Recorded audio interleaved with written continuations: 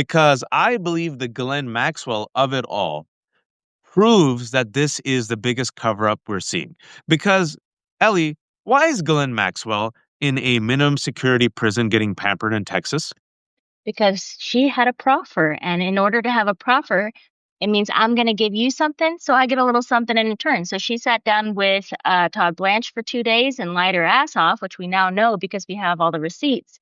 And she got upgraded to from a low security prison to a minimum security prison camp, which means that she is now in more like there's no cells, there's no walls. It's more like a camp setting. They're all together. It's like a hotel. She's got yoga classes. She's got, pets on the side. Like it's definitely a step up from what she was doing, but she didn't, Todd Blanche said in those interviews, you have immunity from some things, but you don't have immunity from perjuring yourself in these interviews. And she perjured herself through the whole thing, but they are never going to go back and investigate that. They know it. I mean, a lot of it they knew while she was saying it. If I know it while she's saying it and I have the receipts while she's saying it, then they certainly do. So she got through, she got what she wanted. I don't know now what the next step is for her because I kind of feel like if they keep giving her things, the more they give, the more Trump loses. So I don't know what the next step is. I don't know if she's going to stay put or if that's going to come up again. Okay, let's just stick with Ghislaine Maxwell. Sure. And again, folks, for those who don't know, right? So that we do a little bit of recaps and then we'll add new stuff just so everyone's on the same page. We want to make sure everyone's informed. Explain to people the relationship between Epstein and Ghislaine Maxwell and why she's not just a side player here. Yeah, so she is kind of a categorical person. He had a best friend guy and he had a girlfriend slash assistant female at all times. And they kind of shifted over time, but she was like the matriarch. So she came in, her father's Robert Maxwell. He was the owner of, the Daily Mirror and multiple publishing agents and tabloids in England. And he was also connected to British intelligence. He was connected to Israeli intelligence, tons of money, turns up dead, floating in the Atlantic naked off the end of his yacht. She shows up in New York Despite City being an expert swimmer. despite being an ex. He was just peeing in the middle of the night. Don't worry about it. She shows up in New York. She starts dating Jeffrey Epstein. They claim that that's the first time they've met, but now in the birthday book, it shows that they very possibly were hanging out when she was a teenager. She, I believe, is the first kind of step in the grooming process by her father, which then launched into the Jeffrey Epstein relationship. She was his girlfriend for a vague amount of time. Then she became like a friend with benefits. She was always a co-conspirator, always very jealous of his relationships. He had a 10-year relationship with Eva Anderson Dubin, Glenn Dubin's wife, prior to dating Ghislaine Maxwell. Very jealous of her, very jealous of Virginia Giuffre, who he assaulted for several years as a child. Um, Always was very obsessively in love with Jeffrey Epstein, and so she did his bidding for many, many years. And she swears up and down that there are points in time when she stopped talking to him, but then again, we'll have more emails from her that are years later. And so she on record made millions of dollars from him. His money was passed along to the estate. He dies, money is in her hands. She gets married apparently in 2016, which was a surprise to everyone. And now money has been passed along to her husband, Scott Borkerson, while she is in prison. We don't know what that means. We don't know if it's still like a systematic thing, kind of like these insider trading and racketeering and intelligence issues, or if she's just if she's paying her way through prison, basically. And who's Scott, her husband? So Scott is her husband. He owned a company called Cargometrics, which was a data and shipping company. He went to college for like international law and languages and all these things that sort of hint at like some of the stuff that Epstein may have been into, some of the stuff that Robert Maxwell may have been into. They met each other at a conference in, I think, Reykjavik. Am I pronouncing that right? And I think. Rick, yeah, and Iceland. Iceland. Thank you. I almost said Finland. Um, he was giving a speech. She was there from Terramar, which was her, ocean conservation company that had no offices, did no work, and donated no money, conserved nothing. And she was just swept off her feet. He was married with a couple of kids. A year later, his wife filed for divorce, and they moved into this big house in Manchester by the Sea in Massachusetts, lived there for a while. And then as soon as Epstein was arrested, they purchased a property. They would purchase it under an LLC. They, of course, wouldn't use their own names. They used, pseudonyms. She was Jane Marshall. She was a journalist. Supposedly, you know, she brought someone along as her husband that was probably a security guard, said that they were from the British military, and they purchased this house in New Hampshire and hid out for a year until the FBI found him. And where is he right now? Nobody knows. That's a great question. He is just floating along. He started a tiny green energy company that supposedly has like 5 people that work for it, but he has just kind of stepped away. There was a settlement after she went to prison, and he basically paid his way out of the settlement and just took off. And so he has been linked with new relationships, which makes people think that they were divorced. I don't know that they were ever married in the first place. It could have been, just like a common law marriage where they combine their assets. But he has moved on and sort of disappeared back into the ether. Yes, that was going to be my follow-up question. Are they even still married? We don't know. Huh, Don't know. interesting.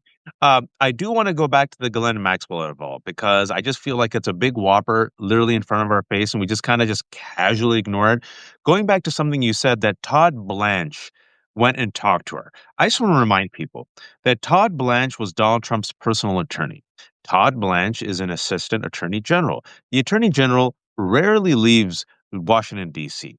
He was the one who then goes and spends 2 days with Ghislaine Maxwell. It should have been, if anyone spending time with her for a deal, the special prosecutor. The special prosecutor was Maureen Comey, who was, wait for it, the week Mm, before, fired. So Yep, yep. Todd Blanche spends 2 days with her, and less than a week later, she is then moved to a minimum security prison, which she should not have been allowed to move to based on her status as a predator. So just like her boyfriend slash employer slash accomplice Epstein, she gets special treatment not given Yeah. to anybody else in the history of Earth. But they released a transcript of that conversation between Ghislaine Maxwell and Todd Blanche and said, see, we're being transparent. And Hmm. you have now read everything and done a compare Yeah. and contrast. How was she lying? Where was she lying? Well, first off, I went through and I retranscribed the whole thing because they're transcribers. Like this is my job that I've done for 10 years. I've had a transcription business. So I know that people make a lot of mistakes when they're transcribing. And they did. They did make a lot of mistakes. I looked at their transcript, I wrote up my own transcript, and a lot of it was very different. Um, Big things that the DOJ that I don't think were mistakes is they didn't redact victims' names. Like she would say the name of a Jane Doe out loud, and they didn't redact it in the transcript. They didn't redact it in the audio. Hmm. Meanwhile, they're redacting ridiculous. They were redacting Virginia Giuffre's name left and right, but then giving clues all around it of who they were talking to. What is her boyfriend's name? Where does she live? What was her? So we know exactly who they're talking about, but they're doing their due diligence and redacting her name.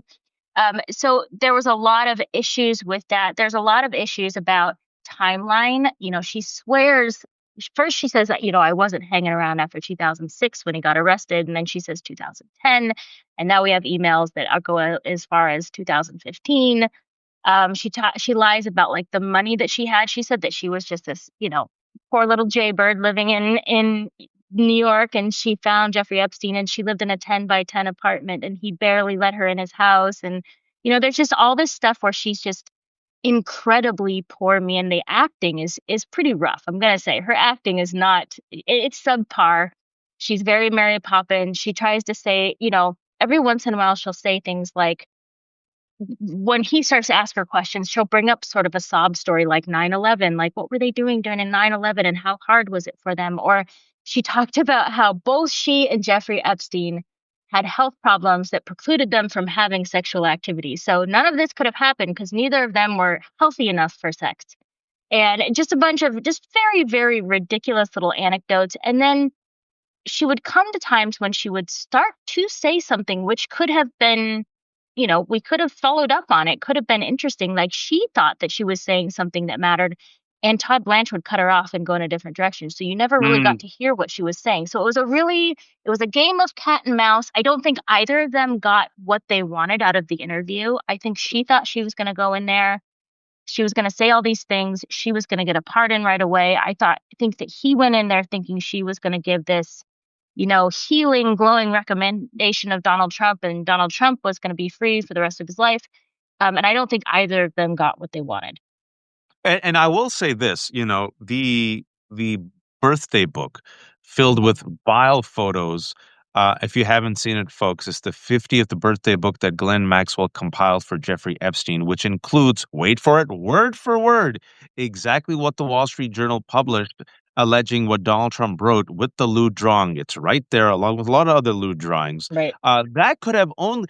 I'm sitting there thinking, huh, isn't it fascinating, Ellie, that this just drops while Ghislaine Maxwell is in a minimum security camp openly, essentially every month asking for commutation. Right. Where could this book have come from, Ellie? That is a great question. There's a lot of stuff that dropped when she came out, and that comes from the estate. And I firmly believe that she is still in control of the Epstein estate, which is supposedly run by Darren and Dyke and Richard Kahn, which are his accountant and his lawyer. This is like the yin to the yang of the DOJ Epstein files. We're all waiting for the DOJ stuff to drop. We have this treasure trove of information that is inside the private estate of Jeffrey Epstein that is now under the thumb of these two men, most likely Ghislaine Maxwell, potentially her newer husband. Like anybody who has been connected to that money, there is likely offshore money that we don't know about. Because that's why they didn't want to give him bail, as they were really afraid he was going to run and push his money offshore. I'm sure he did that long before they got to that point because he knew he was under surveillance. Like there's a ton of stuff in there. I have it on good record that they had birthday books every year. It wasn't just 2003 that Wow. there was a birthday book. And so there should be much, much, much more information that we don't have that's much more like visual and tangible, that's less documents, and that will come out of the estate. And I firmly believe that Ghislaine Maxwell's in charge of that. And I said this with Allison several months ago. I said I would not be surprised if Glenn has like a dead woman switch that gets activated, right? Like if something were to happen to her, all of a sudden information would be released. Yep, I believe Which so. is why she's still alive, and why she's in a minimum security camp, and no one has explained to the administration how she got this transfer, who authorized the transfer, Mhm. why she's getting a special treatment, yoga lessons, a dog. Why the leaks have happened that the inmates hate her because Yep. her special treatments can interfere with their daily life. The security guards hate it. Ellie, if I'm her and I see George Santos being pardoned, I see the ex-president of Mhm. Honduras being pardoned.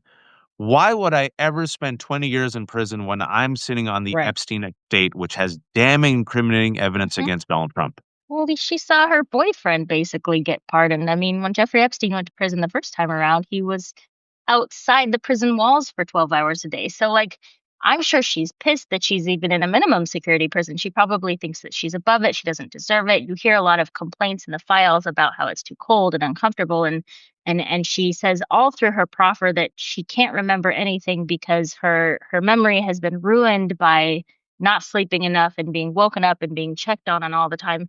And you have to think about, like, this is something that Lev Parnas told me. Like, if you have someone who's a high profile inmate anywhere, they're not given extra privileges because not only do they not deserve it, but it's also unsafe for them to have those extra privileges. You don't take a person who's high profile for having done these major crimes that everybody knows about them and put them out in the population to just walk around with people. That's dangerous for them. So it is very strange that this is the situation that's going on. And I having seen what we've seen so far with these files and how it's every time they drop, it really does not get any better for Donald Trump. I kind of wonder if he doesn't regret what he's done and let her out a little bit more. I kind of wonder if he wishes he could put her back, but I don't know. And he has not said no to whenever he has been asked Yeah, publicly about pardoning Ghislaine Maxwell. right. And I think whatever is in these files, this is a man without any shame, a man who brags about grabbing women by the pee, a man who mocks and ridicules everyone, a man who's a rapist held liable for raping E. Jean Carroll. but he's terrified of what's in the Epstein files. So Right. it just goes to show you like what's in it that could even shame and terrify the most shameless man on earth. Um, Ellie, what do you think's in it? Like, what do you I think really scares him? I think the thing that scares Donald Trump is popularity and money. I think those two things are his kryptonite. He needs money all the time. He doesn't want anybody to mess with his money, and he needs people to like him and to say he's great. I don't think he even worries about the sexual stuff because I don't think he thinks it's wrong. I don't think he thinks anything he did was wrong. But I know he worries about his financial connections, and those are huge, and those involve more people than the sexual stuff. Those involve anybody in industry, anybody above a certain pay grade.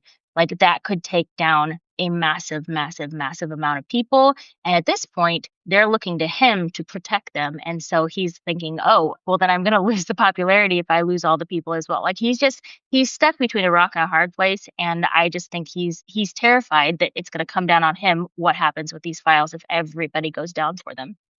Yeah, and the sad part is, I think the raping of girls, he's like, Americans won't Doesn't care. My care. base won't care. Yeah. You know, and Michael Wolff, for all of his questionable antics, when I've interviewed him twice, he has hundreds of hours of tapes with Yeah. Jeffrey Epstein. He released that tape where Epstein said that he was Donald Trump's closest friend. When I asked him, what they used to do together, he said they used to chase models. That was the currency of powerful men in the 90s. And he said to me twice, I asked him, what were the ages of these girls? He said 14 to 19. Right. So even if it comes out that he raped girls, I have faith in this sick country with the Megyn Kellys, who has a 14-year-old daughter, saying, barely legal. So in Right. addition to the rape, I think there is that financial trail that connects JP Morgan, Bear Stearns, Right. Deutsche Bank, other countries that really probably terrifies him. Like, oh, this Russia, Israel, potentially Ehud Barak, the Yeah. prime Well, minister. yeah, if he messes with other leaders, those are the people that he will be screwed by. Like, and I think with the sexual stuff, I really think that the part of the reason, and this came straight out of Ghislaine Maxwell's mouth, it came straight out of Jeffrey Epstein's mouth.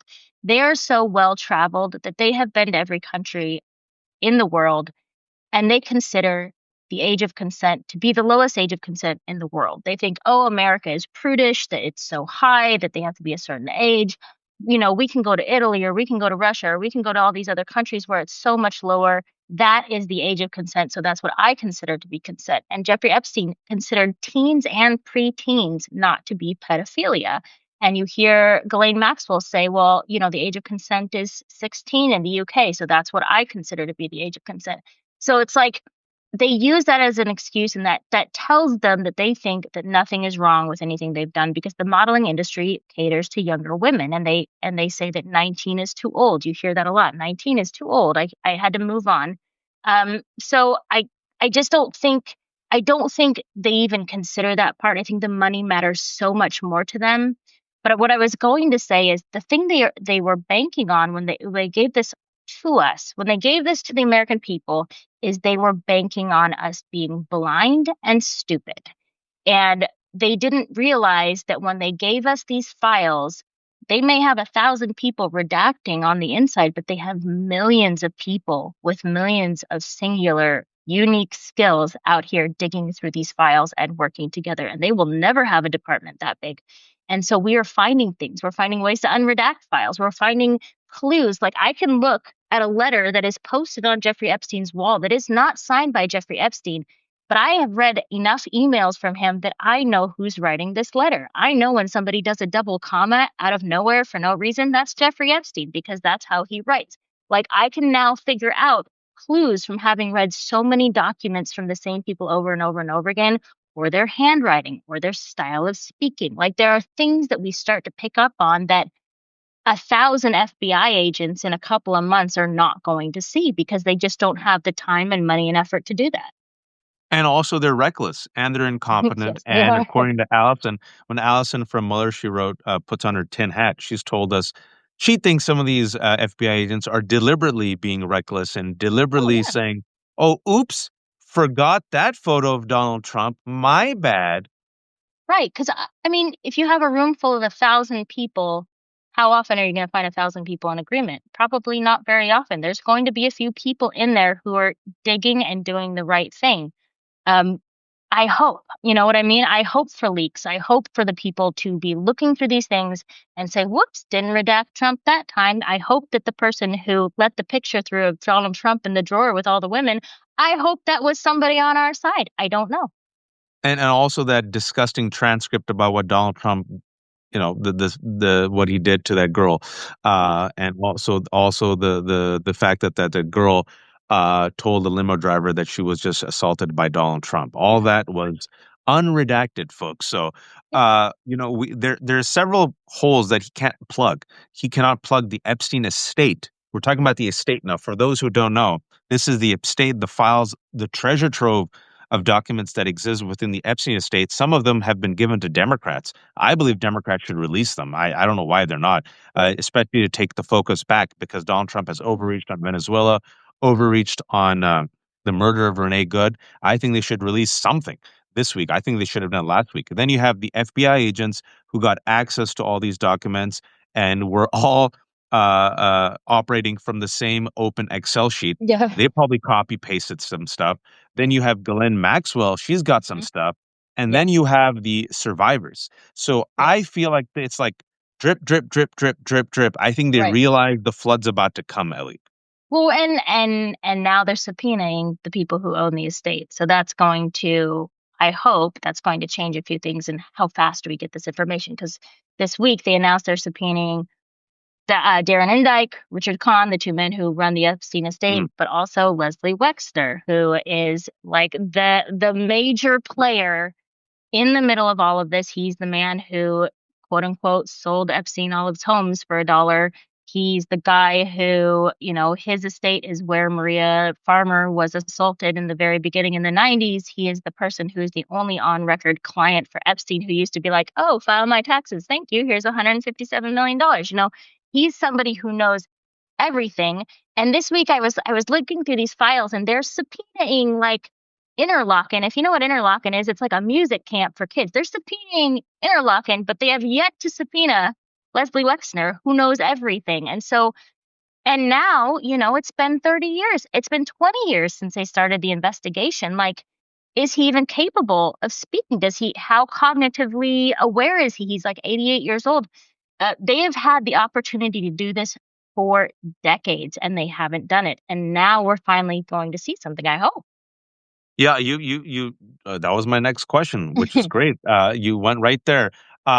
Tying it to Leslie Wexner, Yeah. what we've also learned from what was released, and so much has not been released, is that in 2019, when Jeffrey Epstein was arrested, the FBI was also looking at 10 potential co-conspirators. Three of those co-conspirators were named. One of them is Ghislaine Maxwell. The other is that French businessman who was found dead via Jean-Luc allegedly Bruno. Jean-Luc Bonneau via suicide in Yep. his prison cell. And the third one was Leslie Wexner. Yep. Now, interestingly enough, we don't know the other seven. I really want to know the other seven. Yeah. But speaking about Leslie Wexner, um, like why this is a big news. Democrats should jump on Wexner, who's still alive, and they should also jump on Leon Black, another Hmm. huge billionaire who, for some strange reason, gave millions of dollars, and last time I checked, isn't as old as Wexner. Uh, your take on Wexner and Black and their roles? I, you know, I know more about Wexner than I know about Black, but I also know he has a circle of billionaire buddies at the top, and they're all connected to like J.P. Morgan and all the wacky wild stuff that went on there with Jez Staley and Jamie Dimon and all the paperwork that we have now gone through and seen that was very obvious that he was making bank accounts that was funneling money out of the country. Leslie Wexner, we don't really know where they first met, but it was very, very, very early. Leslie Wexner he is connected with Israel. He is a billionaire. He owned L Brands. L Brands is like the umbrella over things like Abercrombie and Fitch and Bed Bath and Beyond, or not Bed Bath and Beyond, Bath and Body Victoria's Works, Secret? Victoria's Secret. So he owned all these major companies, obviously associated with modeling. He owned all these properties. So I've heard that he owned the Palm Beach property. I know he owned the apartment building as well as the mansion in New York. He owned a lot of the airplanes before Epstein got the airplanes. And there really is no record of any bill of sales. There's only record that the only thing that Epstein really paid for transferring the titles of these places is he paid for like the title transfer fees, which may have been like $150. And so now his brother owns the apartments. He owned all the buildings. And the idea was that Wexner was just like, I just don't like it here. I just want to move back to Ohio. Well, it's like, that's a weird way to do that. Like sell your house and move back to Ohio. But he moved back to the compound. The compound is really weird and set up to look like a Capitol building. When Maria Farmer was there, she said that there were guards with like sniper rifles and attack dogs, and it was to keep people from leaving, not to prevent people from coming in. Um, and when you have all these buildings, the thing that Wexner was known for was being very paranoid, and that may have like gone back to that idea of intelligence and things like that. But like he is the guy who put all the pinhole cameras in all the properties that Epstein and Ghislaine Maxwell swore up and down did not exist. And Virginia Giuffre said did exist. She said there was a surveillance room, and now we have pictures of the surveillance room, so we know she was telling the truth. But he had cameras, and there are still cameras everywhere in those apartment buildings that have people staying in them right now in New York City. There are pinhole cameras that they have not searched. They haven't searched those buildings. They have not searched Zorro. They have not searched Palm Beach on that level. And so he is somebody who knew all of Epstein's finances, likely had some sort of, I don't want to say romantic connection with Epstein, because Epstein, from all accounts, from what I have heard, was not attracted to men, but men were possibly attracted to him, and he may have played into that. But there was something between the two, similar to what we see in a lot of these relationships with like the professors from Harvard, where he was just really, really enamored with Epstein and gave him whatever he wanted. And that was billions, probably close to $1 billion and all the properties. Yeah, but you know what? You can be enamored with someone. I remember when I was courting my wife and a single man, you You're take right. them out, you buy them nice things, Yeah. but $1 billion and gifting a $70 million Yeah. townhouse in New York, which was considered the crown jewel of real estate. I don't know, Ellie. Yeah. A little Maybe sketchy. it's something more than being enamored. Yes. I think there was something there, but I think we have yet to figure out what it is.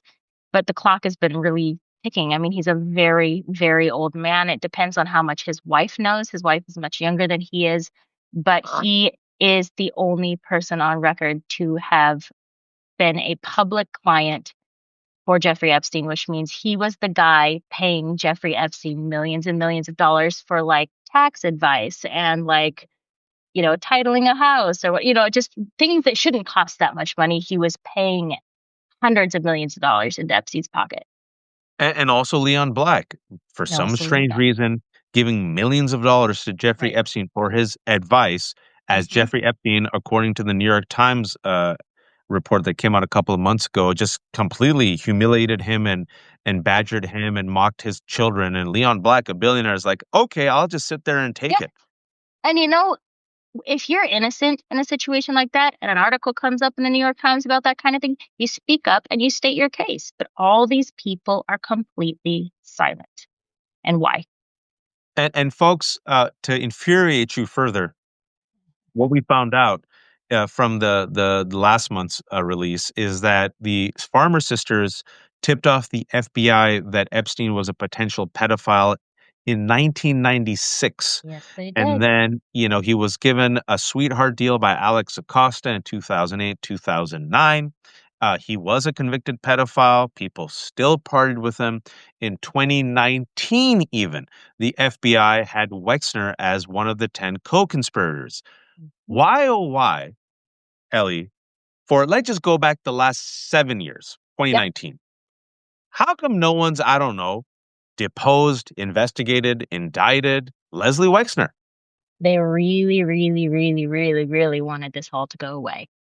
And you can tell that by just the fact that this was something that Trump campaigned on. He never expected to have to follow through on that campaign promise. I I mean, I don't know. I don't know. I don't know why he hasn't been deposed. I wrote an article months ago saying that he needed to be deposed because he's the one person who knows everything, but here we are. I don't think they expected us to want this badly. I don't think they expected us to dig this hard. When you look at the Farmer sisters and you look at what they reported in 1996, the FBI told them the entire time that they never reported it, that the report didn't exist, and that they were either lying or they were misinformed, or maybe they didn't fill out the paperwork properly. And so they gaslit those two women for 30 years. And then here we go. Here we go with the Epstein Files drop. And guess what? There's the report. And that was the most validating thing in that moment on that day that could have happened. And I can't remember, I mentioned this before, but I was on a thread with Maria, and I was on a thread with Virginia's brother and his wife, and I think their lawyer. And I wasn't even saying anything. I was just like watching them just celebrate this moment because they had receipts, because that's the only thing that they want is receipts to prove that they said what they said and what happened, that they weren't lying, and that these people need to have consequences. The FBI needs to have consequences. If we tell people to speak up, see something, say something, right? We say that in airports. Like, these women spoke up and said something, and they were told they were liars, they were ignored, and they were told to disappear, basically. And and even in this last file drop, you have all of Annie's journals from the 11th grade writing about this event happening at Epstein's house, going to the movies, and she's like, he's really nice, and he said he's going to pay for my college, and I think it's a really good move, but like, I really wish he hadn't touched my leg like that at the movie theater. That made it kind of weird. Like, they have all this stuff, and yet they said that they didn't exist and they'd never report it.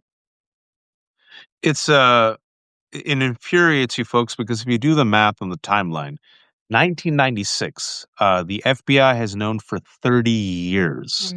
And then a couple of years later, according to Vicky Ward, her article, which had the Farmer Sisters account, was spiked by Vanity Fair after threats by Epstein.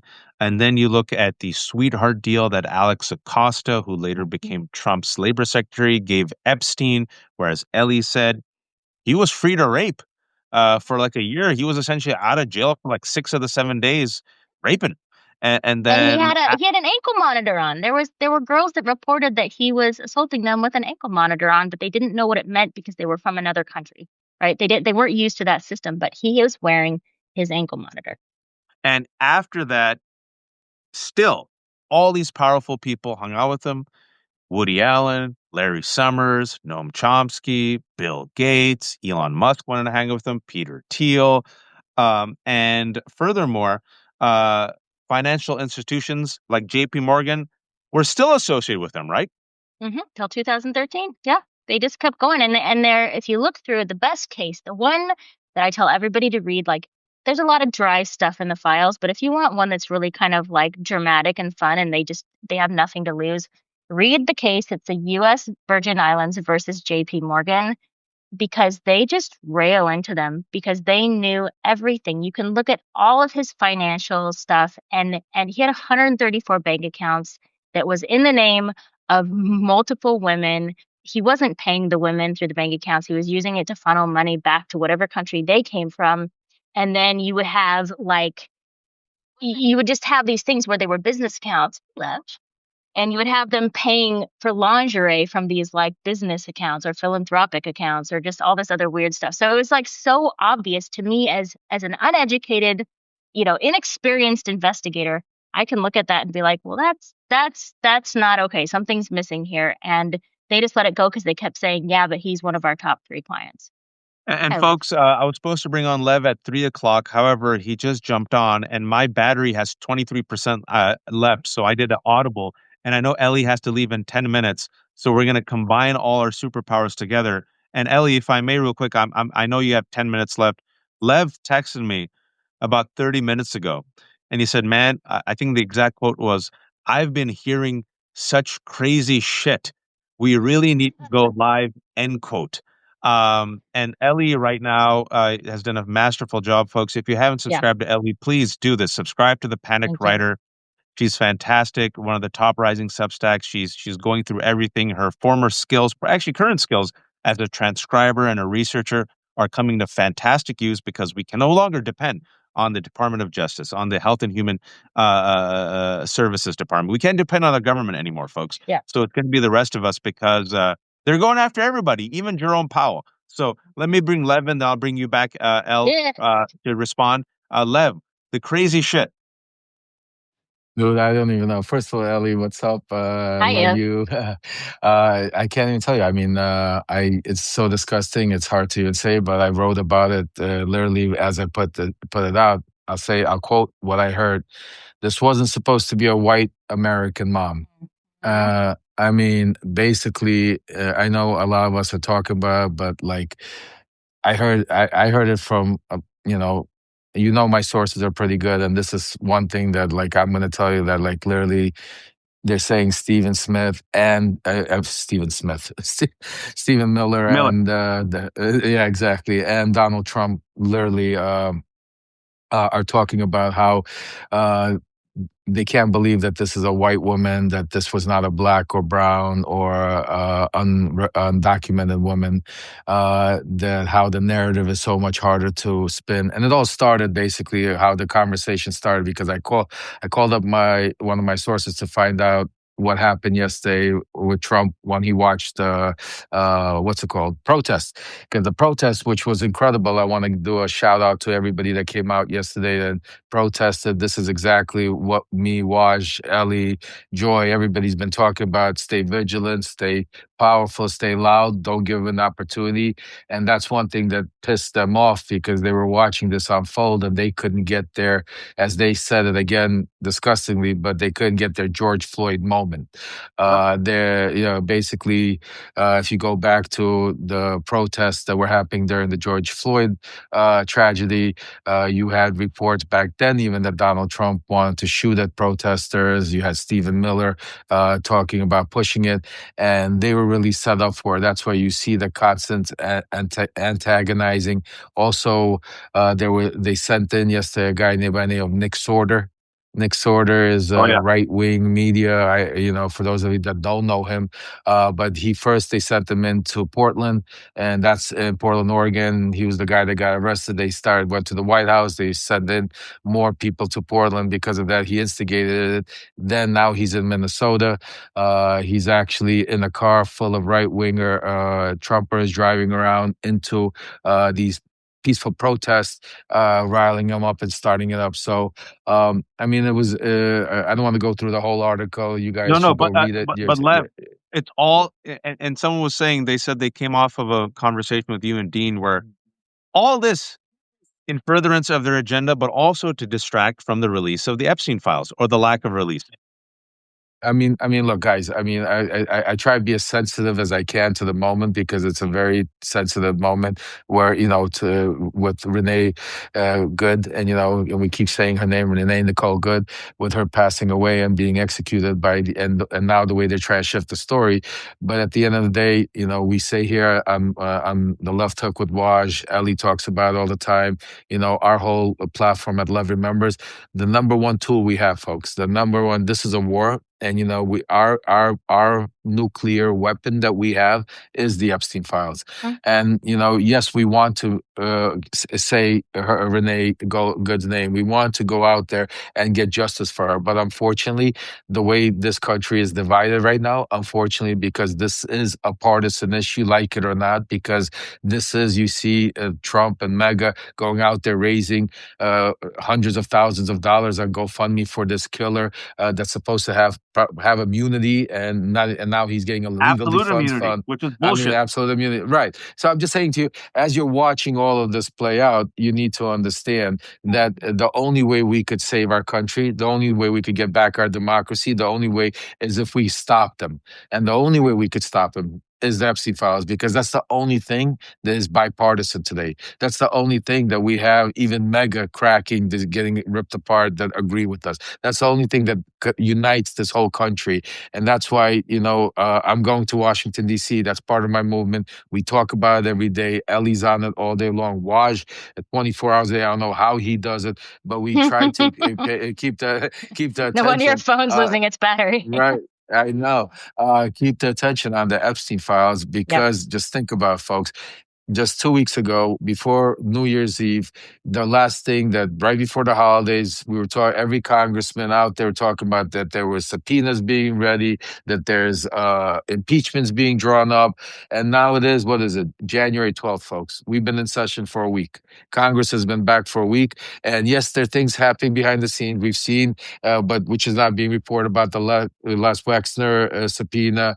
I think there, We talk about it right now, Rokana, 30 because minutes. oh, you did great, guys, great. Rokana and Massey are pushing for the judges, something to go in the courts. I know there are things happening, but the whole thing is not enough. It's not enough. Because right now we should take the bull by the horns. We should put the pedal to the metal, and we should take these Epstein files and put it in his face and make that number one. I promise you, you will stop hearing about him invading Greenland. You will stop hearing him about taking out Cuba. You will stop seeing ICE agents. So you will get him on the defense where they won't know what to do. And when Trump gets nervous, he starts making tremendous mistakes. And this is the time. And you could see just by a little thing that happened November 5th of this year when we had those off-year elections, when the country came out and stood up and came out and we Democrats, it was a tsunami across the board. The mayoral race in Miami, when you see in Mississippi, when you saw the things happen in Georgia, when you put all of that together, you saw what was going on with Donald Trump. They were on the defense. And we were all sitting here finally praising, saying, until, again, some of the Democrats caved. All of a sudden, they gave him back, the power and changed the news cycle. So you know what it is like. And that's what it's, and that's why we keep talking about it. That's why Waj keeps mentioning it. The Epstein files is his Achilles cankles. It's his kryptonite. It's what's going to get our power back. Now, once we get the power back, there, folks, then I agree. Then let loose, baby. Then we need accountability for everything that's going on, and Absolutely. but we have to get the power back. Yeah, we have to get the power, and people have to run accountability. And Ellie, you have to. I promise you a heart out in 3 minutes. I'll continue with Lev right after we finish with you and promote you about Jerome Powell and what's really terrifying right now. And some breaking news right now that the federal just came out in the New York Times. Robert K. McBride, who had been serving as top deputy to Lindsay Halligan, completely unqualified U.S. attorney for the Eastern District of Virginia, is fired amid further turmoil in the Comey case. And the reason why he was fired was after a disagreement about whether he would take charge of the Trump administration's efforts to re-indict Comey, according to multiple people affaired with the matter. And this is on the heels of the bombshell, Ellie, of Jerome Powell addressing the world in a 2-minute video, straight up telling the world that it's Donald Trump, folks. The Justice Department is Donald Trump, has threatened a criminal indictment of Jerome Powell unless he reduces the interest of the country and plunges us into hyperinflation, which is what happened in Turkey. And that is a type of bravery I never expected from Jerome Powell. But it's overreach. The overreach is happening. And I want to ask you this. I still believe, to go back full circle, Democrats this week, while this is all happening, they have a tranche of the Epstein estate files. Your recommendation to Democrats, I say release something. Release all of it. I don't know what we have to lose. Like if you're unbiased, if you're nonpartisan, dump the whole thing. The only thing you have to worry about is redacting survivors' names. That's it. That's the one thing. Dump it all. And if they dumped it this week, it would put Donald Trump on the massive back foot, because over 80% of Americans, as Lev said, including Republicans, want the release of the Epstein files. So now he's overreached on the murder of Renee Goode, a white woman, overreached on Venezuela, overreached now on trying to friggin' take over the Federal Reserve Board. Folks, people will not like that. We'll talk about it with Lev in a second. And now Epstein is back. Epstein is back. Listen to Ellie. Don't listen to me. Ellie, before I let you leave, shamelessly promote yourself. All right. My name is Ellie Leonard. I am the Panicked Writer. I have a sale right now. I have a 25% off sale. I'm calling it, sorry, Adam Kinzinger. I know Adam Kinzinger does not like naughty words, but I'm calling it My Landlord is a Big Old Butthole Sale, because he's trying to kick us out of our house and we need to find a better place to live. So I put everything on 25% off. So I think that's $3.75 for the month. That's $37.50 for the year. I know some people still can't afford that, and I get it. But if you can, we appreciate it. It all goes to a good cause. It feeds my kids. I also have 100 kids, so yeah, that's what it's for.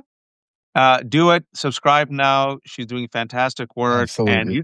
you could just copy my term, the terrible capitalist Yeah, really sale, bad, because your terrible really bad. capitalist sale matches mine. Mine's $3.75 forever. So do it now, folks. Take advantage. I just put it in the chat. It's ellieleonard.substack.com. She has gone through every single Epstein email. She's doing the work of the New York Times and Washington Post without the staff and without the money.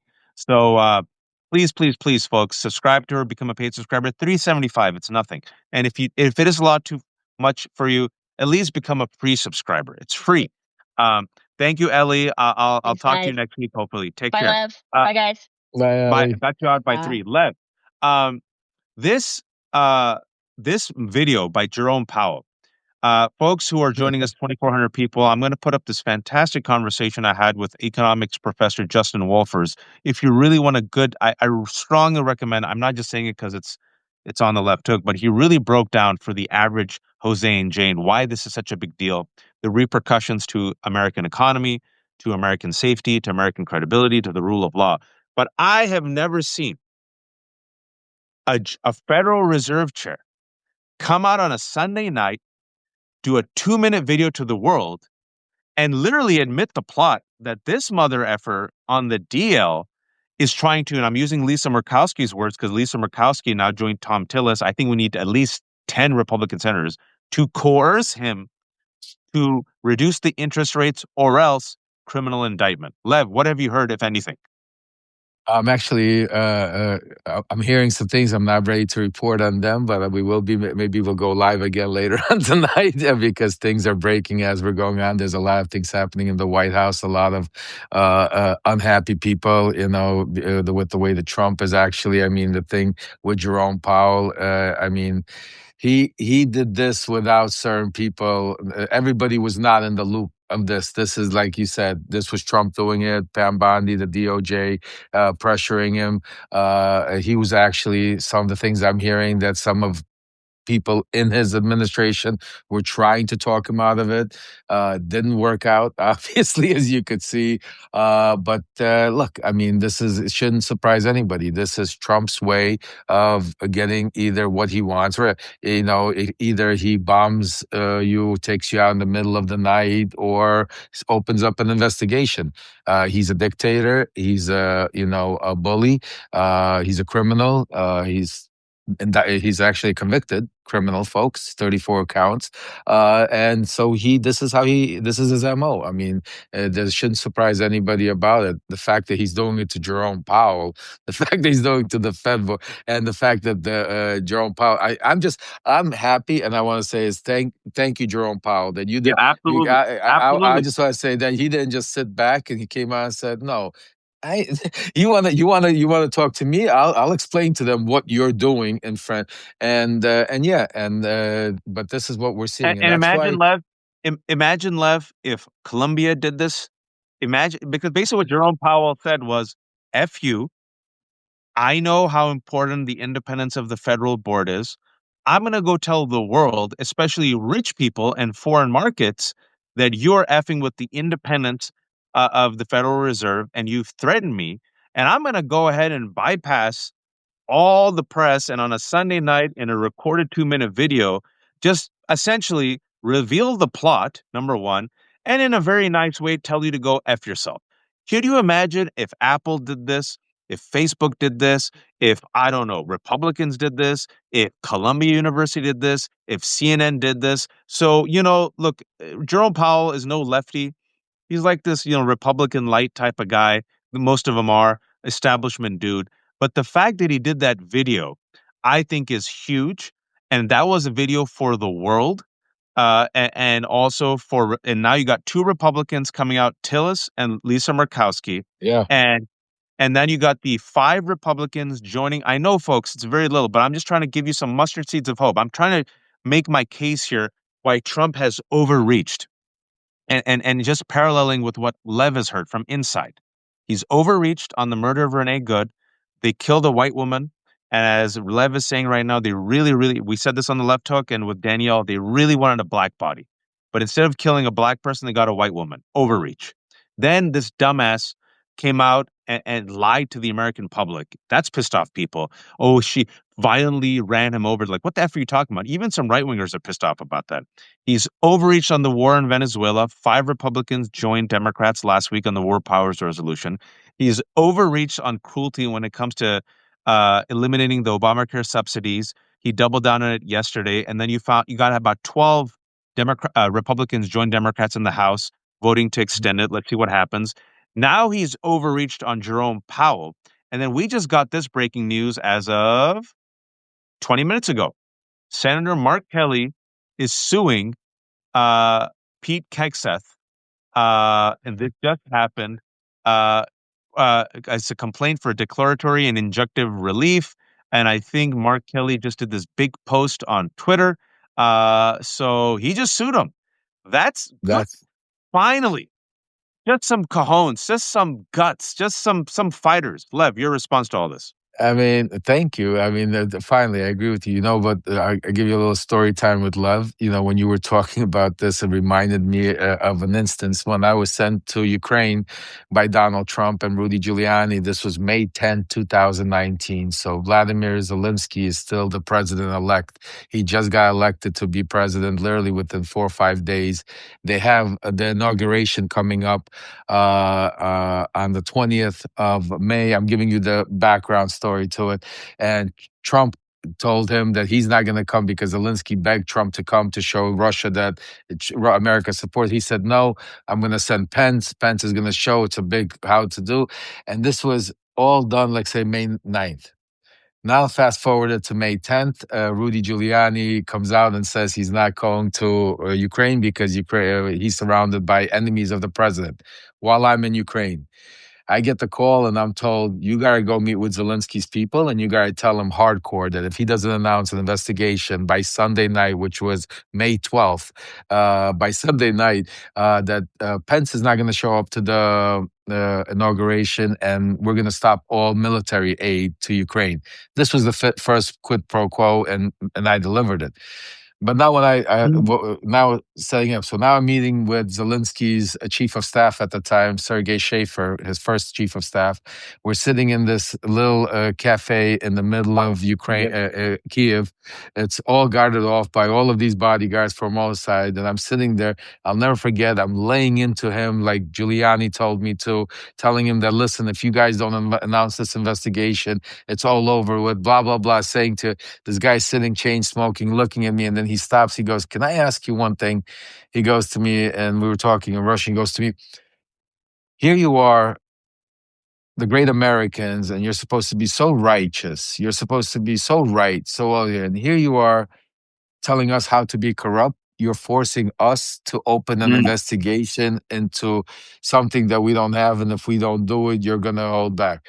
I'll never forget that. Like, I'll never forget how he looked at me. And at that point, I had to wave it off and lay into him and say, stop your shit, announce the investigation. But I'll never forget how, he looked at me and how he says, like, here you are supposed to be in the world, the beacon of what democracy is supposed to look like. And here you are sitting here telling me that you're going to stop military aid and you're going to do all these things unless we do something crooked and underhanded by getting involved in your elections, by opening up an investigation into your counterpart. And I'll never forget that, watching now the things that are playing out in front of our eyes and the way they're playing out and the way they're being, pushed, and the way we should be tired. And, we talk about it, but I mean, think about it. I mean, he made us not believe our ears by, with the transcripts, with the calls to Georgia. We sat and had the same conversations. The whole world was crazy. We all heard the 11,000 votes.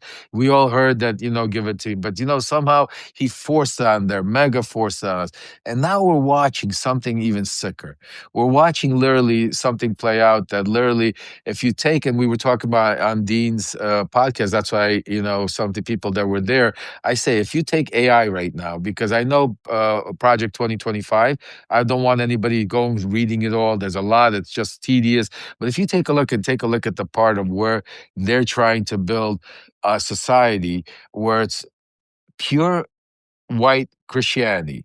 Yeah. And this is what I want folks to understand, because some Can I people, say, get Lev? yeah, Can I yeah, say, yeah, Lev, just to yeah, delineate? It's important. yeah, It's not yeah. white Christians. It's white Christian nationalism.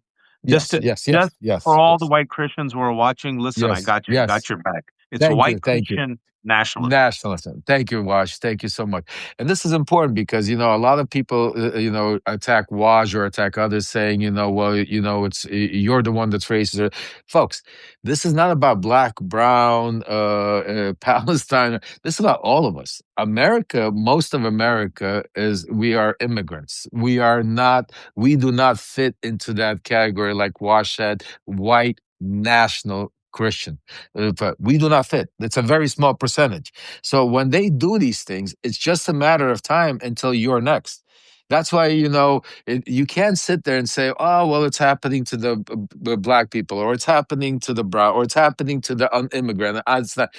It's going to be you. It's going to be just not here. That's why it's so important. That's why what Waj says and what Joy and what others come out, and when we're ringing the alarms and saying it, and that's why I wrote the letter today, and my Substack letter, and it was so hard to write, because it's not about just a color, or it's about all of us, folks. It's about, if you go back to 1933, if you go back to 1940, it's about they want to take a small percent of this country and make the majority of this country fall in line.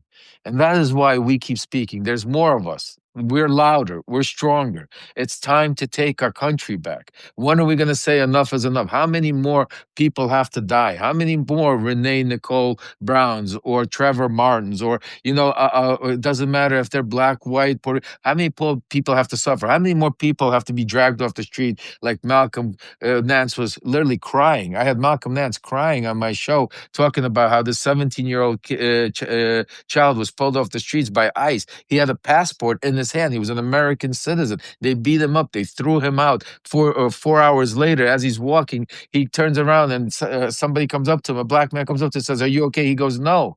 He's crying. He goes, "I'm not okay. I'm not okay. I just got beat up. He's an American citizen, 17-year-old child. This is what America's got. When are we going to say enough is enough?" But we have to do it smart, folks. And that's why we can't go out there with guns blazing and bats. That's They're not the going to world kill we us. live in. They're going to That's kill us. exactly that's what they're hoping for. That's what they're hoping for. We If just they need to could go out. kill, Yeah, good. I mean, you just have to look at Renee Nicole Goode, unarmed, white mother, dropped off her kid in her, I think, station wagon or SUV. Someone please correct it, with stuffed animals in the back. Her final words were, "I'm not mad at you, dude." Waves off the people, gets conflicting messages. Go. Then another guy says, "Get out." And I think her wife says, "Drive, baby." She backs up, turns the car away from the shooter. We've seen multiple videos. The car doesn't even touch him. He goes against ICE protocol by discharging a weapon against a fleeing car. You're not supposed to do that. Shoots her 3 times. Honda Pilot, thank you. Shoots her 3 times, calls her an effing B, walks over to her, then sees, oh, I killed her, calmly walks to his car, drives away. They have a GoFundMe for the killer. Before her body's even cold, Christy Nome, who I want her to, I want all these people investigated, man. I wanted them all to go to jail. Okay. Called her a domestic terrorist, says she was trained to behave like this. She weaponized her car, essentially declares war on the rest of us because in September, I want to remind everyone, National Security Presidential Memo 7, it says this is the Trump administration's war against radical left-wing terrorism, right? And as such, now we're in a situation where there's war against all of us. There's 2,600 people watching. I only have 3% of phone left. So Lev, shamelessly promote yourself. I just want to show you something before we go weaponize your car. This is Nick Sorter in Minnesota right now, folks. Yesterday, in his car, they're dressed in militia gear, driving into peaceful protest. Now, watch what he does with his car. This is they're driving into a peaceful protest, agitating Minnesota. Yep. Look at him. Look at him. How he's going to take his car and now ram into them. Yeah, they're ramming into cars. Watch this. Watch this. He's gonna literally like drive or like past them and hits the guy in the. Oh, here it comes. Oh, Look, there's several videos of this. look at it. Yeah, look at it. The guy's ICE flying is on his now hood. ramming into cars. ICE doesn't care. They're openly Doesn't threatening care. people. Doesn't Folks, care. Yeah. um, Yes. Anyway, I got yeah, I know 3% left on. I know you got to run. You got to run. No, We no. will probably be I'm trying go. to go. Yeah, I'm trying. I've been going nonstop for like 3 hours, so that's the problem. Usually there's a little I bit of know. break, but hold on one second. I'll connect it. Let me give me a second to connect. So I don't have to rush you. But I think. Hold on. Did I get it in time? Yeah, yeah. Woo! All right, 2% left. There you go. Real quick, Oh, look this is at him my go. son's room. As you can see, my son. Well, that's my son right there. Oh, And then I this, love, there you I go. love it. Wait. Um, this is life, man. When you're at home and you have 800 That's kids. it. But my fear, Lev, is let me sit on his bed, and then you could see the little duck in the back. My fear. Oh, Oh, we lost you, Watch.